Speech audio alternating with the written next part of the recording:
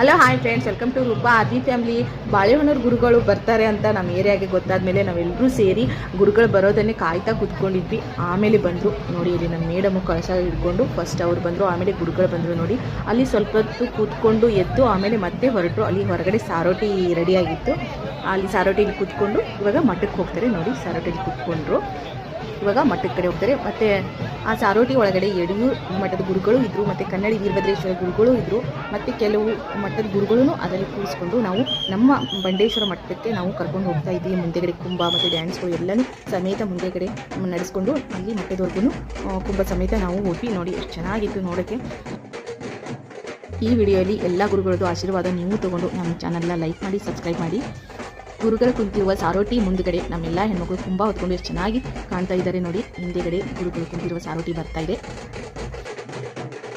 ನಮ್ಮ ಮಠದಲ್ಲಿರುವ ಈ ದೇವರೇ ಬಂಡೇಶ್ವರ. ನಮ್ಮ ಅನುಪಮ ಮೇಡಮ್ ಫ್ಯಾಮ್ಲಿಯವರು ಮತ್ತು ರುದ್ರೇಶ್ ಅಣ್ಣನವರ ಫ್ಯಾಮ್ಲಿಯವರು ಮತ್ತು ನಮ್ಮ ಮಠದ ಗುರುಗಳವರು ಸೇರಿಕೊಂಡು ಎಲ್ಲ ಮಾತಾಡಿಕೊಂಡು ಇಷ್ಟಲಿಂಗ ಪೂಜೆ ಮತ್ತು ಲಿಂಗ ದೀಕ್ಷೆ ಮಾಡಿಸ್ಬೇಕು ಈ ಧನುರ್ಮಾಸದಲ್ಲಿ ಅಂತ ನಮ್ಮೆಲ್ಲರಿಗೋಸ್ಕರ ಮಾಡಿಸ್ತಾ ಇದ್ದಾರೆ. ಅವರಿಗೆ ನನ್ನ ಕಡೆಯಿಂದ ಶಿರಷ್ಟಾಂಗ ನಮಸ್ಕಾರಗಳು. ಇಂಥ ಒಂದು ಒಳ್ಳೆ ಧರ್ಮ ಕಾರ್ಯವನ್ನು ನಮ್ಮ ಏರಿಯಾದಲ್ಲಿ ಪ್ರಥಮ ಬಾರಿಗೆ ಮಾಡಿಸ್ತಾ ಇದ್ದಾರೆ ನೋಡಿ. ಅಲ್ಲಿ ಲಿಂಗಗಳನ್ನು ಯಾರು ಲಿಂಗ ದೀಕ್ಷೆ ತೊಗೊಂತಾರೋ ಅವರಿಗೆ ಇಷ್ಟಲಿಂಗನ ಅವ್ರ ಹೆಸರು ಸಮೇತ ಬರ್ತಿರ್ತಾ ಇದ್ದಾರೆ. ಇಲ್ಲಿ ನಮ್ಮ ಮೇಡಮ್ ಫ್ಯಾಮ್ಲಿ ಮತ್ತು ರುದ್ರೇಶ್ ಅವರ ಫ್ಯಾಮ್ಲಿ ಸೇರಿ ಕಳಶ ಪೂಜೆ ಮತ್ತು ಲಿಂಗ ದೀಕ್ಷೆ ತಗೊಳ್ಳೋಕೆ ಲಿಂಗು ಪೂಜೆ ರಾತ್ರಿ ಹೊತ್ತು ಮಾಡ್ತಾ ಇದ್ದಾರೆ. ಒಟ್ಟು 2 ದಿನ ಇದು ಪ್ರೋಗ್ರಾಮ್ ನಡೀತು. ಒಂದಿನ ಗುರುಗಳನ್ನ ಬರಮಾಡ್ಕೊಳ್ಳೋದು ಸಾಯಂಕಾಲ, ಮತ್ತೊಂದು ಬೆಳಿಗ್ಗೆ ಲಿಂಗ ದೀಕ್ಷೆ ಮತ್ತು ಇಷ್ಟಲಿಂಗ ಪೂಜೆ ಇರುತ್ತೆ. ಆ ಕಡೆ ನಮ್ಮ ಮೇಡಮ್ ಅವರು ಕಳಸ ಪೂಜೆ ಮಾಡೋದು ನೋಡಿದ್ರಿ. ಈ ಕಡೆ ಗುರುಗಳು ಪ್ರವಚನ ಮಾಡ್ತಾ ಇದ್ದಾರೆ ರಾತ್ರಿ ಟೈಮು.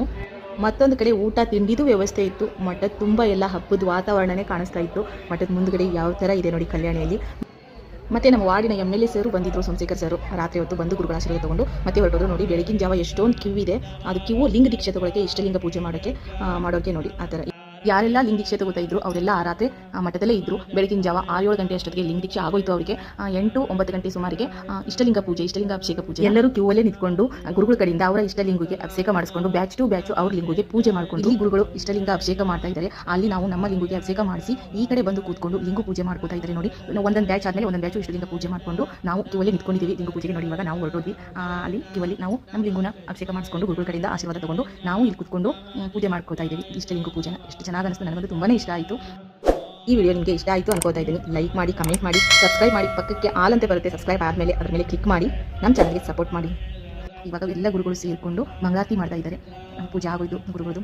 ಇವಾಗ ಮಂಗಳಾರತಿ ಮಾಡಿ ನೋಡಿ. ಮಂಗಳಾರತಿ ಮಾಡಿಬಿಟ್ಟು ನಾವು ಆರತಿ ಇಲ್ಲೇ ನಿಂತ್ಕೊಂಡೆ ಮಾಡಿದ್ವಿ. ಆಮೇಲೆ ವೇದಿಕೆ ಸಮಾರಂಭದಲ್ಲಿ ಗುರುಗಳು ಮಾತನಾಡಿದ್ರು. ಸ್ವಲ್ಪ ಮಾತನಾಡಿ ಆದಮೇಲೆ ಮುಗಿಸ್ಕೊಂಡು ನಾವು ತುಂಬ ಚೆನ್ನಾಗಿ ಮಾಜಿ ಮುಖ್ಯಮಂತ್ರಿಗಳು, ರೈತರ ಹೋರಾಟಗಾರರು, ರಾಜ್ಯ ಕಂಡಂಥ ಅಪ್ರತಿಮ ಧೀಮಂತ ನಾಯಕರಾದಂಥ ಸನ್ಮಾನ್ಯ ಶ್ರೀ DS ಯಡಿಯೂರಪ್ಪ ಅವರೇ ವೇದಿಕೆಯ ಮೇಲೆ ಆಸೀನ